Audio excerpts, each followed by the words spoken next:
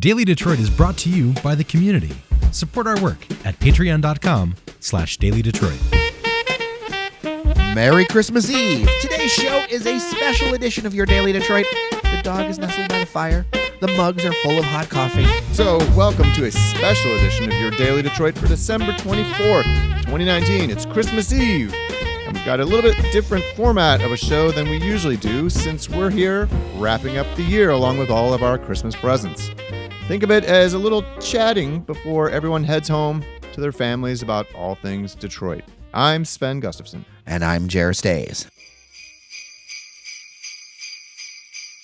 We are quickly approaching Christmas. We are approaching the end of the year. I can feel it. Do you feel the holiday spirit, Sven? It just fills me with joy. You know, the other day I was at the grocery store running a quick errand with my son, and they were playing that song, Most Wonderful Time of the Year by Andy Williams. Yeah. And it just made my skin crawl. Like I was, You don't like that song? I really don't like that song. Sometime people should take a look at, there's a great podcast called Mike Rose, The Way I Heard It. And he did a great job of explaining the story, not only of fake snow and how fake snow happened in the movies, like the good stuff, but It's a Wonderful Life, the movie, and how it became super popular when really it's a movie that, frankly, at the time, everybody hated. Is that song from that movie? I don't remember if it is, but I'm just thinking about like holiday spirit things in general. That is like my textbook example of a Christmas song that like gone horribly wrong that just makes me want to commit heinous acts. Well, now that we're talking about heinous acts, we may as well do our end of year roundup. The studio is warm. We're all here in the North End. We're all excited for the holidays, or creeped out in your case. No, I'm excited though. And I am. There's been so much that's happened in 2019. I kind of wanted to like do a little bit of year in review, some of our favorites, some of our least favorites. You know, what did we see happen? Where do we think things are going? You know, that kind of like end of the year episode, if you will. It's that time to reflect and look ahead and kind of take stock, if you will. And make content on Slow News Days. This is your stock-taking edition of Daily Detroit. I got to tell you, I think there are really good things that are happening. And then I've definitely got some things that I'm kind of, how do I say this, a little concerned about what's happening in 2019, looking into 2020. I think one thing I definitely wanted to say really quick is it feels like at least when it comes to major projects, I feel like the brakes have been pumped pretty big time. When I'm talking about the signature super big projects that everybody seems to be fawning over, whether it's the Meijer that's been drastically scaled back On East Jefferson. The Hudson's Tower, Yeah, a bunch of other things. That's the big one. That's the big one. And I feel like we still don't really know what's going to, materialize there. Like at one point it was going to be the tallest building in Detroit, taller than the RenCen, and it's gleaming. Like tallest between Chicago and somewhere else, like the tallest in the state. Yeah. Yeah. But who knows now? Like, frankly, I think it seems like that situation's kind of fluid. And at least with that one, that sort of points toward I think a bigger issue. I don't want to say it's a bigger issue, but it's a big issue for Detroit, which is, the status of Dan Gilbert, because, he's been sidelined by his stroke and health issues and recovering from that. And I think it's been kind of a wake up call that he really drove. It wasn't just his money that was driving a lot of this. I think there was a lot of vision going on. For sure. Like he brought kind of an urbanist bent to a city that frankly hasn't had a lot of it over the decades. We've just kind of emptied out and become this sprawling car metropolis. And he is saying, well, hold on now. We need to focus on things that are going to turn this town around and attract people to want to live here and stuff, and tall buildings and pedestrian friendly and everything. And that seems to have talking about pumping the brakes, like what's going to happen with all that stuff and how much of that is behind some of the kind of scaling back of some of these plans, I guess, maybe. Well, and he's somebody who is willing to take risks and understands that sometimes when you take a risk, it doesn't mean that the team was bad, but just the idea was bad.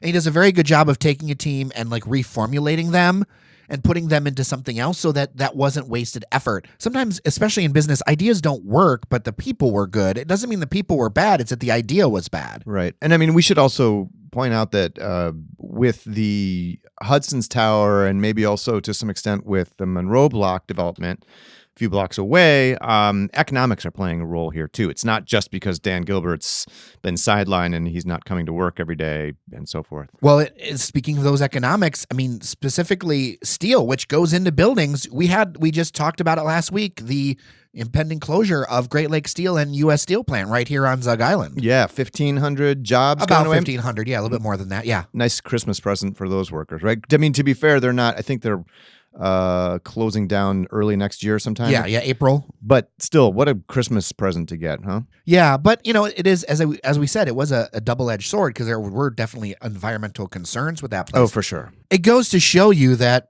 despite tariffs and all those other things, the steel industry is still very volatile. And one of the things doing research on background of that story is that prices are still being set by the import market. And steel is a big part of going into all of these buildings. And when I talk to developers and things, they're telling me whether it is the material costs or the labor costs because of a major labor shortage, that the price of building things is going up. And if you think about it, all these things that are getting built, they're getting built for the luxury market, and they're still too expensive to pull off. Yeah. And that tells me to a fundamental economic problem. Yeah, we're closing out this year, and by most objective measures, like the economy's pretty healthy. I mean, job creation numbers have been strong. Wages have actually finally started to rise a little bit, although they still really need to come up quite a bit more to make up for like decades of stagnation. Well, especially here. But that's the other thing too. I feel like, Detroit is always a little bit different than the national picture. And I think you and I both agree that like the economy around here has not felt particularly strong lately. Well, and especially depending on where you're at in the region, right? Like there are parts of Oakland County that have been going gangbusters. I just saw a report that showed that 0.5% of the nation's economy is Oakland County now. But it feels like that's still that bit of inequity. Of the wealth, you mean? Or 0.5% is happening in Oakland County. Of economic activity, you're saying. Okay. Yeah.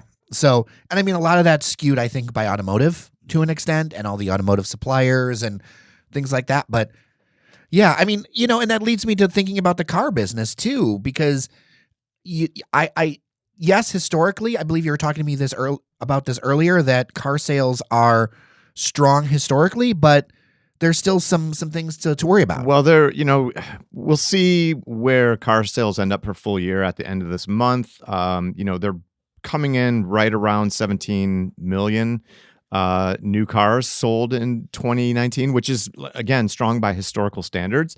A little bit down from previous years. It might finish just under, but experts in the car business have been predicting for years that like this is not sustainable to be selling cars at this rate. I mean, all the auto companies for their part are preparing for a future where auto ownership goes on the decline, right? We're talking about, a future of increased car sharing, new models of car ownership and car sharing, ride hailing, obviously with Uber and Lyft.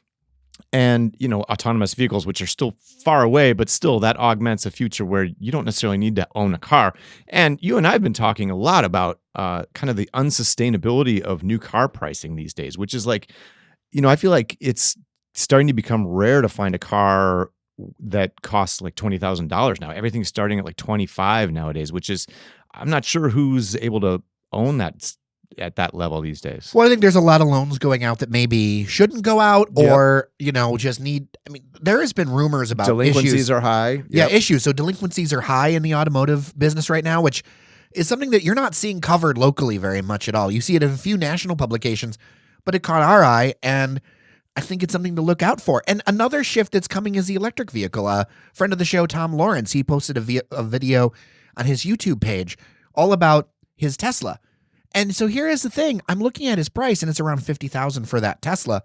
All of a sudden, I'm realizing there's a lot of cars that are in that price range. Oh, yeah. And then he was showing how he's saving between $480 and $700 every 10,000 miles he drives on maintenance costs, on just gas alone.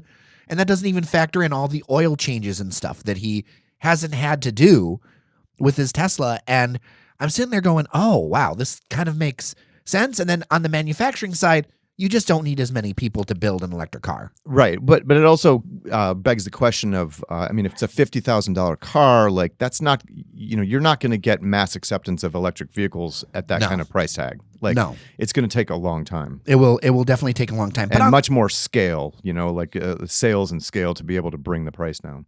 But on the positive side, and I can say this even just like walking outside of the house, but also traveling through select Detroit neighborhoods and even some places in the suburbs, small seems to be the new big. Like small projects continue to hum along, and I feel like there's a lot of good things happening. I mean, literally just like walking to the Family Dollar, 4 different projects on the block of these old homes coming back together again. Whether it's out on Livernois, you were just out there. I was just driving on Livernois yesterday, as a matter of fact, and saw that it appears that whole streetscaping project, which has been massively disruptive, we've talked about And it on the delayed. show, and delayed. And some businesses have not survived it, which is unfortunate. But it appears to be nearly done or mostly done. I'm not sure. I haven't heard from the city that it's like that they've said. Spring was the like target, or is the new target. But it looks mostly done, and it looks good. Huge broad sidewalks in front of the businesses, which is going to be great for encouraging pedestrian activity. I mean, you and I, we have a lot of experience walking on those sidewalks, and they were not like inviting No, not at all. places before. Like, just Like I twisted my ankle a couple of times. yeah, they were bad. And so now they're nice and wide to accommodate the protected bike lanes, which are at sidewalk level, not street level. Which will, encourage more cycling activity. I think it's going to be great. There's new trees planted, which, they look bare now, obviously, because it's winter. But when they leaf out in the spring, I mean, it's going to look nice. Well, and I want to highlight a couple of different positive, like food and drink developments. One kind of on the high end, and one on more of the accessible kind of grassroots end. The Monarch Club opened this year, I still haven't been there. which is just gorgeous. Yeah. And it was one of our most downloaded episodes talking about the Monarch Club. And then one that's recent to today is the news that Coriander got funded. I know you're excited about that one. I am super excited about Coriander. I have never eaten there. I think it's been a pop-up. Yeah, it's tasty. Previous to date. But checking them out, I mean, they're a kitchen and farm, so they're all about farm to table, fresh food. And, I eat like a hippie, man, and I love that kind of food. And they have some beautiful looking food. And I'm also super excited because they had a crowdfunding campaign to raise $30,000, which they have hit, to renovate the old what's it called? It's an old marina and kind of convenience store. Yeah, I remember. It used to be like it's right there at that bend of Down where- in what's the it's Jefferson Chalmers, but it's like at Alter. but it's in the canals. Yeah, it's basically at the across end the- of right there. Alter. Like Yeah, if you the end take of Alter. Alter all the way down to the river and then cut a right, and it's an old marina / it was a place where you would buy like fishing bait and 40s. and 40 ounces. As a matter of fact, way back when, in about nearly 20 years ago, I was living in Grosse Pointe Park, and I was doing a lot of kayaking. This is before, I had kids and lots of other time-sucking responsibilities.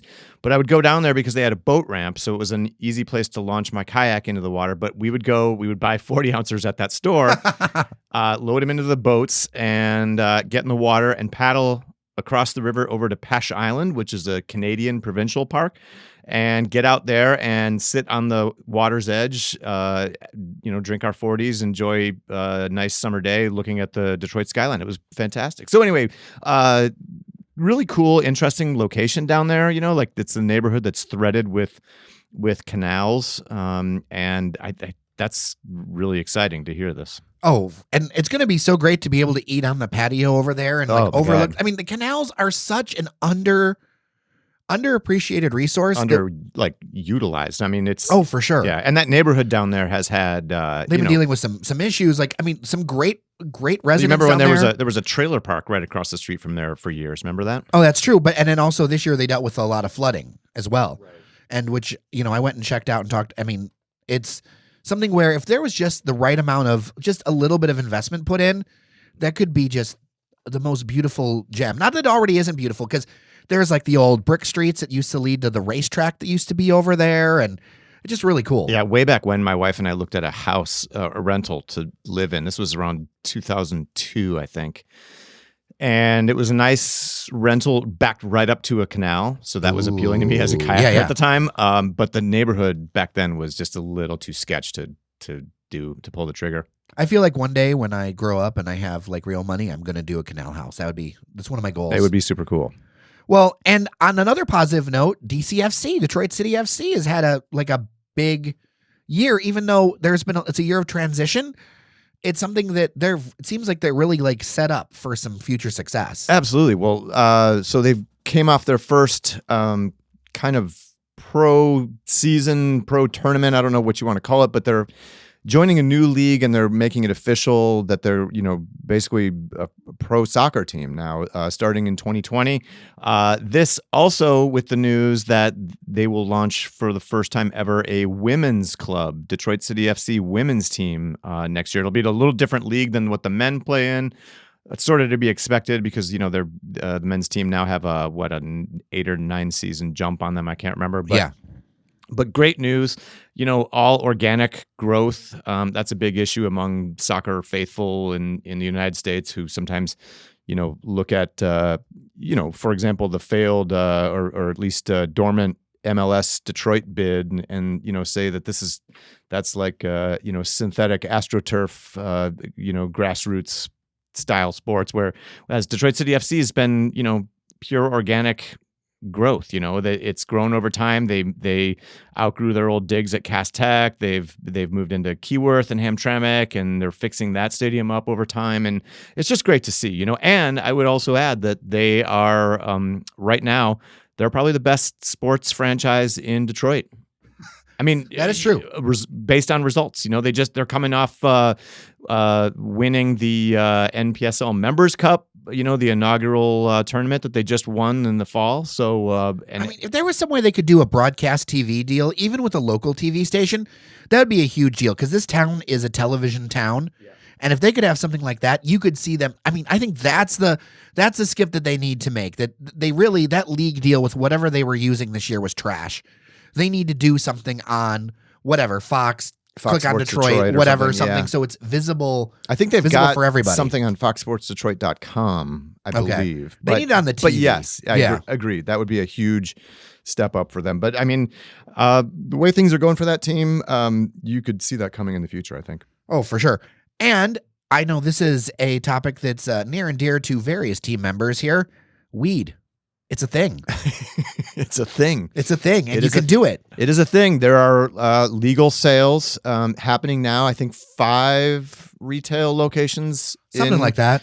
3 of them are in Ann Arbor. There's one down in Morenci. Is that what it is? Down near the Ohio state line. And then there's another one up in Everett, if I'm not mistaken.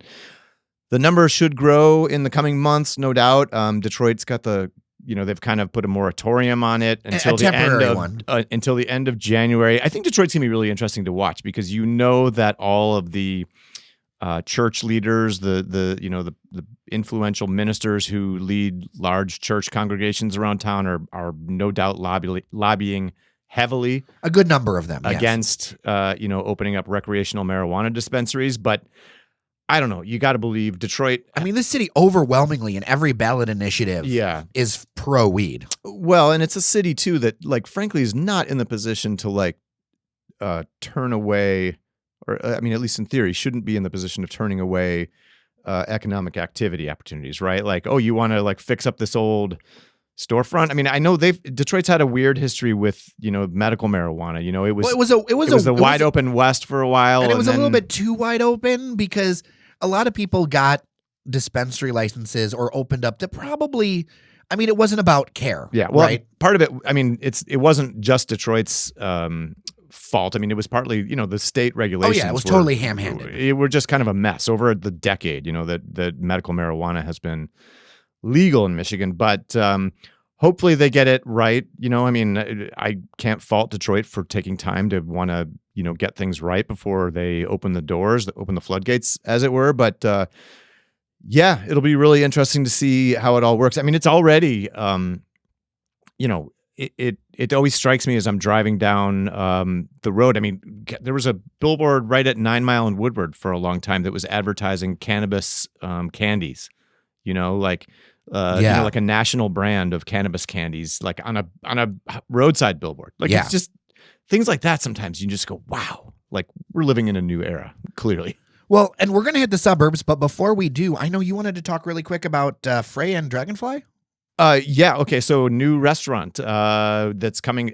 More broadly, I want to talk about the New Center and Milwaukee Junction, because I feel like those are neighborhoods right next to each other, basically divided by Woodward, right around Grand Boulevard. You can totally walk between the two of them seamlessly. You can totally walk, and there are lots of things like either in the cards or already materializing there. I just feel like that neighborhood is like primed to really catch fire.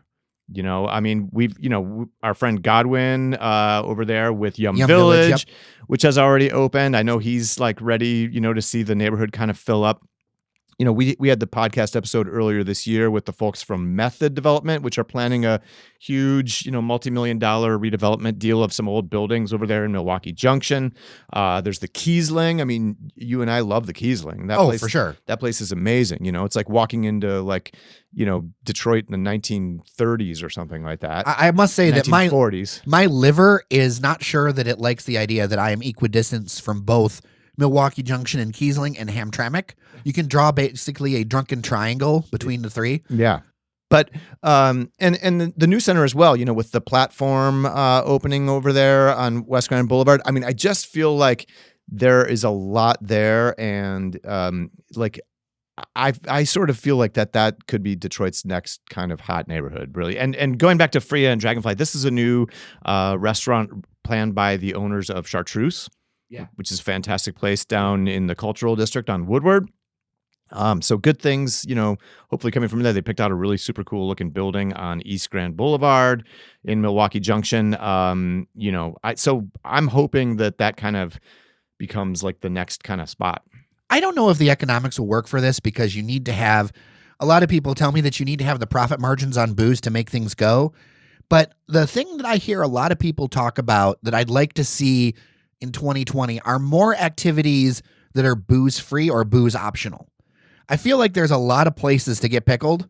Like I'd like to see a little bit more things to do, or just activities. Like we were supposed to get a movie theater at some point along the line, and that hasn't happened in the greater downtown area. Yeah. A few other stuff that's just maybe a little bit more than just going to the bar. As much as I enjoy them, and I'm not knocking them. Yeah. There are nights where maybe a late night coffee shop or something like that. That would be cool. 24-hour coffee shop even, maybe. Ooh, that would be really great to see. Somebody that, I don't know if you can do it financially. I've been told over and over again you need the booze profit margins, but yeah, you could call it Insomniacs or something like that. That would be pretty good. All right. Let's cross 8 Mile and also west of the city and get into the suburbs. I think there's been a lot going on. I think first off, we have to shout out the Golden Circle statue, or whatever it's called, for probably being the biggest artistic news story in the suburbs for the entire year. Yeah, okay. Biggest artistic news story in the suburbs. I'm trying to avoid using the butthole word, but yes, it's the golden butthole. Was that this year that went in? It just seems like it's been part of our cultural fabric of Macomb County now for. It's so quintessentially something that our leaders would do in Metro Detroit that I feel like it just was always here. I was just struck by the randomness of it all. Like that was the day that I learned that whole area up there, Mound Road, Hall Road, I guess. The Golden Hall Corridor? Road, excuse me, Hall Road. Otherwise known as M59, was called the Golden Corridor. I was like, huh, who knew? There's nothing gold up there. No, I'm like, so you just add a bunch of like Office Depot, Furniture Mart, like Applebee's, IHOP, and you call it the Golden Corridor. Sure. The economic activity that I have participated up there's actually a back store called Relax the Back. I got a very nice back scratcher. That's for when you're like stressed out from, riding on the 8-lane divided freeway that is Hall Road. And the white knuckle driving. Yeah. I mean, that place is not, it's not a place that I'm attracted to. Well, speaking of the reverse of kind of 8 lanes of driving, the Royal Oak City Center, Royal Oak's going through a ton of change as well. Yeah, sure is. So some of those things should be coming online. I mean, I know right now they're putting in I think it's a parking deck in the lot of the Royal Oak Farmers Market. which is a place that I frequent a lot. It has been a little bit more challenging to park there as a result because there's all kinds of construction. It's been hugely disruptive. We've covered some of it. I think a lot of people, though, are making too much hay about the supposed difficulty of parking in Royal Oak when they've just added literally several multi-story new parking garages. So that's the thing. Whenever I visit, I see all kinds of like open parking spots up there, and they even have like the parking spot count, yet people are still not wanting to do it, which is just really telling to me. It's very strange. I don't know. I other than at the farmer's market, I don't really have a problem. And I mean, even in the farmer's market, I park an extra block away now. It's not difficult. But yeah, some of these things should be coming online next year. I know next year, I think they're planning to demolish the old city hall and police headquarters, which suggests that those buildings the new ones should be completed by then. And we've been in both of those. I gotta say, I'm not. They're outdated. Oh, well, remember when we went into the current Royal Oak City Hall? There's a fallout shelter sign in the lower lobby, which is incredible. Well, then in Ferndale too has been wrestling with its own parking issues.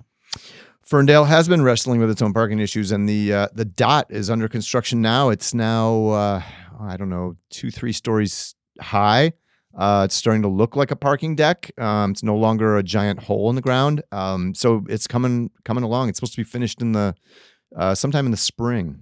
And then I heard. Looping back to, I think, is one of your favorite conversations of the year when you talk to Eric Tungate over at Oak Park, The city manager. City manager there. There's actual progress happening with all those things down 9 Mile, and now there's parking and bike lanes and Yeah, Cheyenne maybe has some issues with the angled parking, I think, on 9 Mile a little bit, but it looks really good.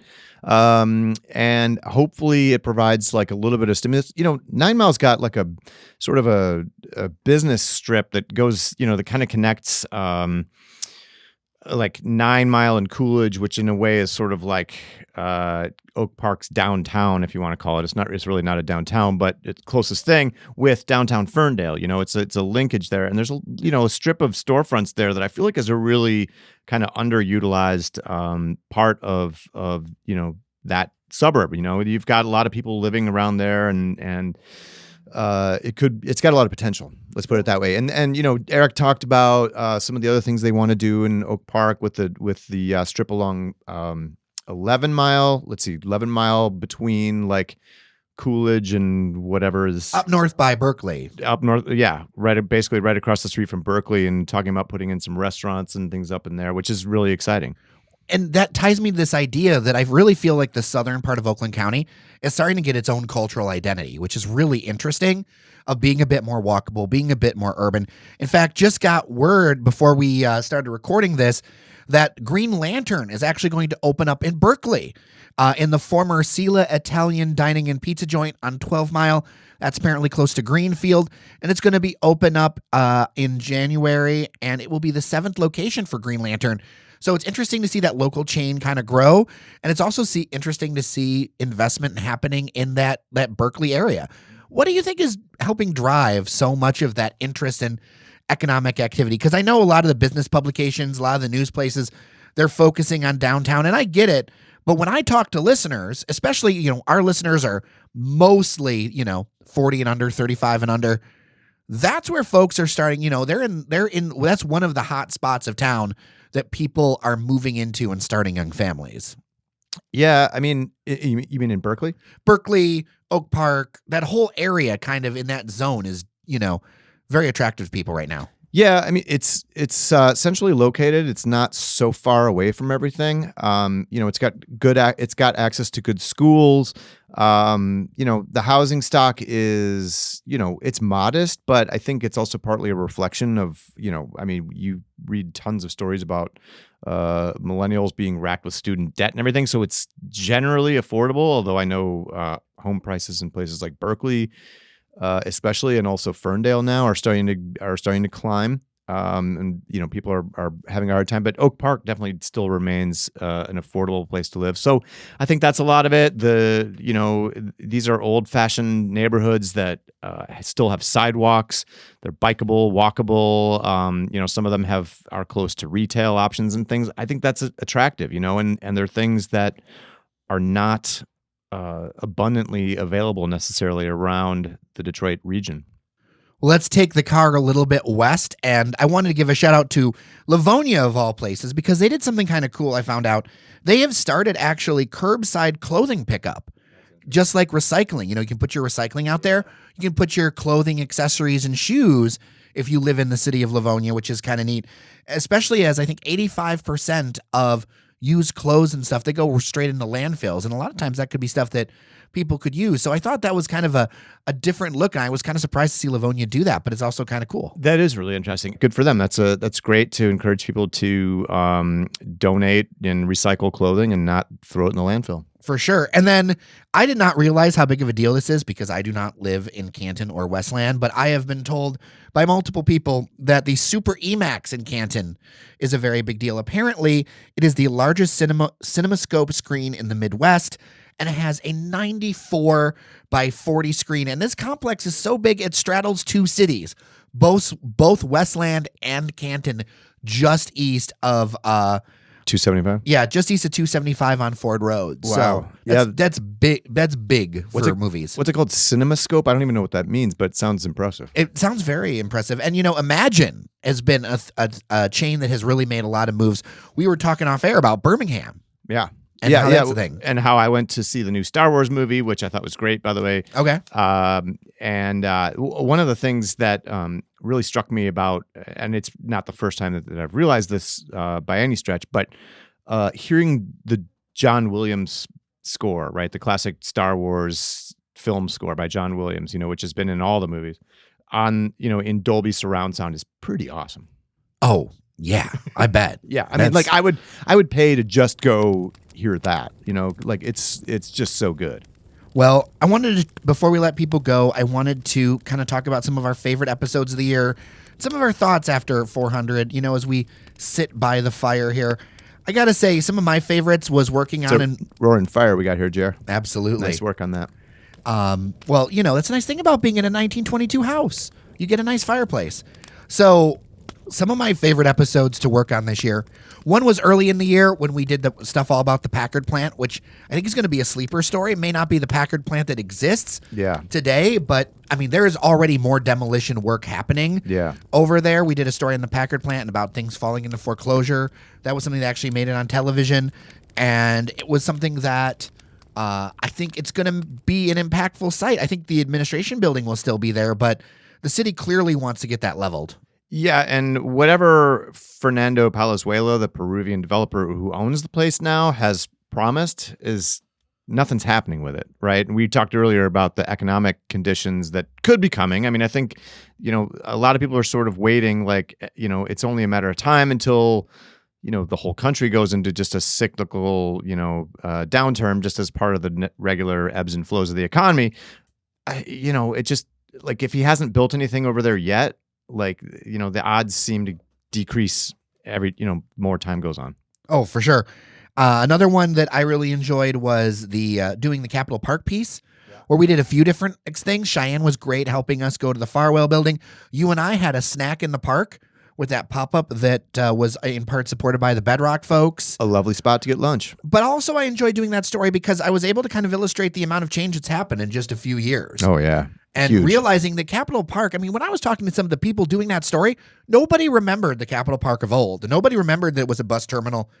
Lots of people didn't even know it was a state capitol spot. So I just remember that park being like, it was homeless people, pigeons, and diesel fumes. Yeah, and now it's luxury lofts and a ton of coffee shops. Yeah. A lot of coffee shops.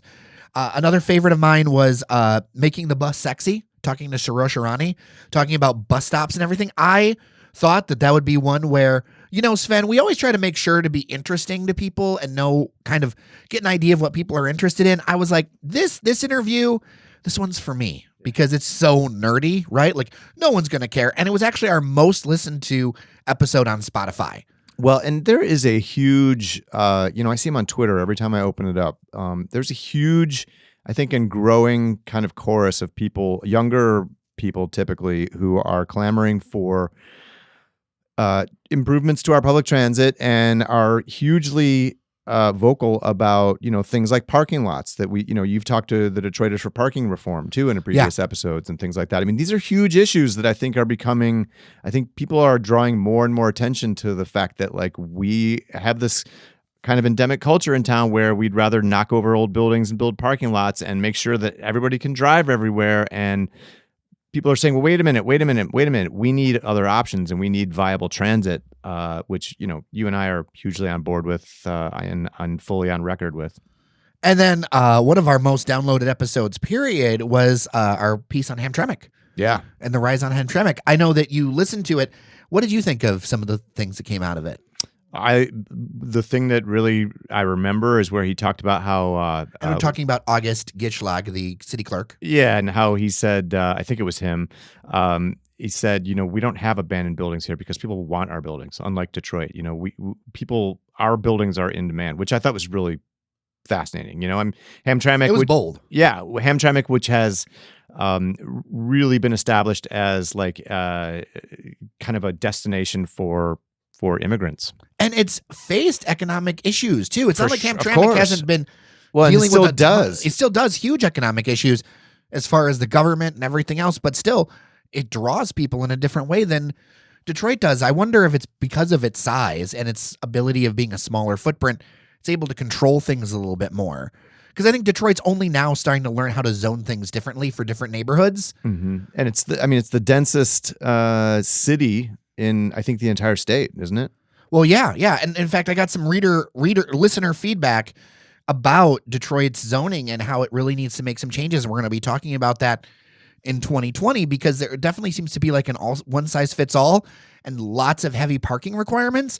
Whereas I think someplace like Hamtramck, again, not perfect, but there's definitely a lot going on and a lot that's walkable. There's whole streets. If you go to Hamtramck, that's like what Detroit used to all look like. Yeah.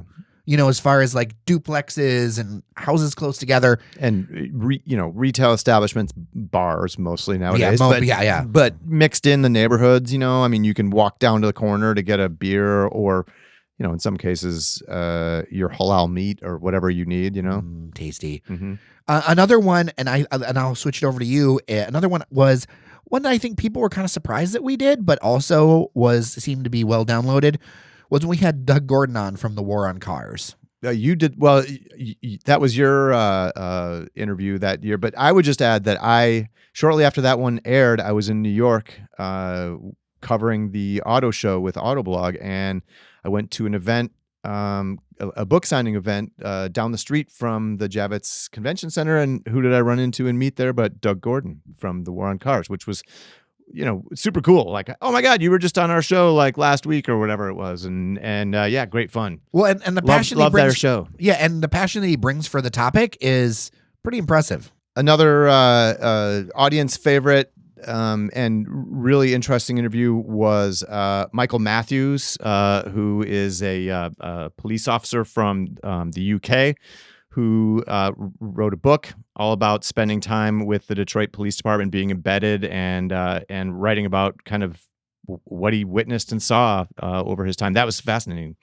Yeah, and to me, it was really great to have like a front row seat with somebody who obviously got it, right? Like he got that this whole issue with Detroit, all the issues with Detroit, they're gray. They cannot be solved in like easily memeable one sentence things. That Detroit can both have comeback and challenge, and sometimes like very close to each other. And really, you could tell the love that he has for his fellow officers. Yeah, the name of his book, by the way, is American Ruin. If you want to check that out, and we can put a link to that episode in the show notes. Another episode, Gregory Schill, the law professor from University of Iowa, talking about his story about how the U.S. Laws in the United States basically more or less mandate car ownership. I thought that was fascinating. One of the sort of takeaway sound bites from that interview was where he was talking about the number of car crash fatalities in the United States. I think it's 36 something thousand. His point was that basically like if that many people died from airplane crashes in the United States, we would consider it like it would be, ground all flights. Like this is not safe. Like this is crisis level. But we tend to take it as just par for course, part of the deal we make to operate automobiles. Well, one of the things I like about what we try to do here at Daily, and I know that some of the interviews that you do as well, is to kind of question people's assumptions. It's not that we think all things are one way or another, but I believe that the part of the mission of any outlet covering places is to make you stop and think a little bit and make you kind of go, oh, maybe there's a different way to this, or maybe there's more than just like the clickbaity headline. Yeah, absolutely. Moving on, couple more episodes that I want to just highlight. Our interview with Maura and Duncan Campbell, all about the Udolph Gardens. Oh, yeah. On Belle Isle in Detroit. Now, a little bit of an addendum to that. And we've talked about it before. The installation was supposed to start in the fall, but has been postponed because Belle Isle was flooded in the fall, and so they're hoping to get it going in the spring. But it sounds like they're going to do some earthworks, I think. Yeah, I mean, the problem is most of the forecasts I've seen, they think that flooding could be an issue again next spring. I mean, we'll see. We've still got to get through winter and everything. So we'll see, but it could be another issue. So we'll see. I mean, that's an exciting project. I know I'm super psyched about the Udolph Garden, which, if you aren't familiar, Piet Udolph is a world-renowned landscape architect from the Netherlands. He is responsible for New York City's High Line, the Lurie Garden in Chicago, a bunch of others. And he's famous for like these naturalized, beautiful landscapes that, attract wildlife and are huge tourist magnets. It's going to be a fantastic addition to Belle Isle. Oh, yeah. And I feel confident that this is going to get done. I just, for sure. It's like every Detroit project, there's always a curveball. Always a curveball. In other curveballs, our interview with Dane Bartsch from Eastern Market Brewing Company, all about the challenges that small craft brewers are having with self-distribution laws in Michigan. He's also, Eastern Market Brewery also more recently announced that they were going to be taking over the Livernois Tap in Ferndale from Axel Brewing, which basically has shuttered. I've been by that facility a few times recently. In fact, just yesterday I went by it and I saw an Eastern Market Brewing Company truck in the parking lot. So I know they're working on things over there, and I think that's supposed to open early next year, which I'm super excited about. Well, we've gone through a lot, but I mean, also the other thing that we did, Sven, we have crossed 400 episodes. Yeah. Between you, me, and the rest, Randy, Cheyenne, Devin, Fletcher, everybody else who's helped out so much. I mean, before we let people go for the holidays, what are some of your thoughts? I mean, 400 episodes is a lot, man. It is a lot, and I'm amazed we've come this far. It's definitely been a commitment. It's had its challenges. There's no doubt about that. And either one of us would be able to tell you that. But it's been really rewarding. It's great it's really amazing to run into people around town who recognize us and say, "Oh, I listen to your show. I love it. I'm a big fan." It's so gratifying. Yeah, I'm still getting used to, especially since a lot of times I'll do the Instagram lives or things like that, and they'll be like, "Bearded Podcast Man." It's like a really bad superhero. Yeah, but hey, you'll take it. And I mean, hey, I got to go to Belarus out of the deal a month ago, which was, I still pinch myself over that. And by the way, I should tell our listeners, I know I've promised a Belarus episode, and I'm still promising it. It's just taking a little longer.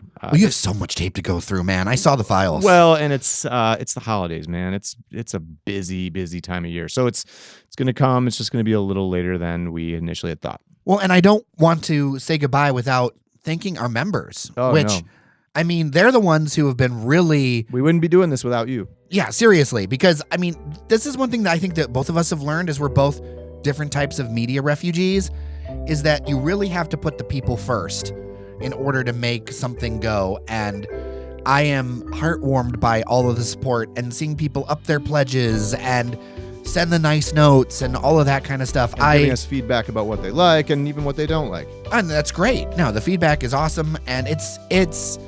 We want to be responsive. Yeah, I never thought when I first started my career, now it's going to be more than 20 years ago, that media would look like this. But I think in some ways it's not a bad thing. It's a good thing, because we're able to be responsive and go down different rabbit holes and but hopefully it's for something that provides some value for our Yes. listeners, right? Like you learn something, or you hear something, a viewpoint that you hadn't considered before, or something. Yeah. Or maybe we just made you laugh. Well, with that, Sven, thank you. It's been a year. It's been a year. Looking forward to a good 2020 with everybody. And yeah, man, I hope that you have a wonderful one with your kids and the wife and all the things. I appreciate all your contributions, man. Cheers. Thanks you. Thank you. Thanks you. Thanks you. Cheers. Thank you.